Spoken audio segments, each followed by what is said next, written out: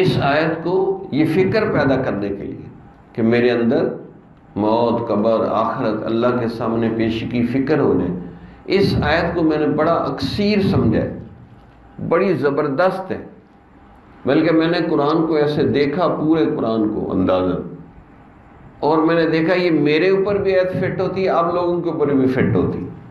17واں پارہ شروع ہو رہا ہے، اقترب للناس حسابهم وهم فی غفلۃ معرضون۔ لوگوں کا حساب کتاب بالکل قریب آ گیا ہے اور وہ غفلت میں پڑے ہوئے منہ پھیر رہے ہیں۔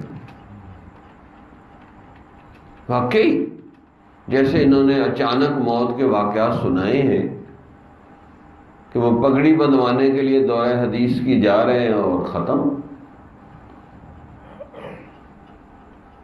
بیوی کے ساتھ موٹر سائیکل پہ جا رہے ہیں، وہیں ختم۔ ہزاروں نہیں، لاکھوں ایسے واقعات ہیں کہ اچانک موت آ جاتی۔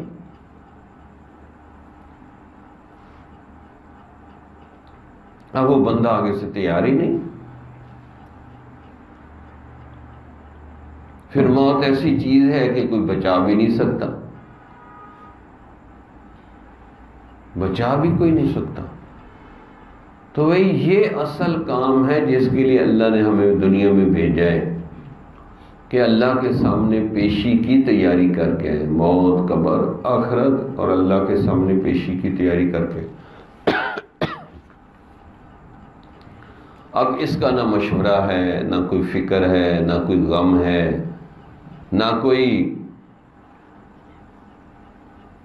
اس کے لیے رونا دھونا ہے۔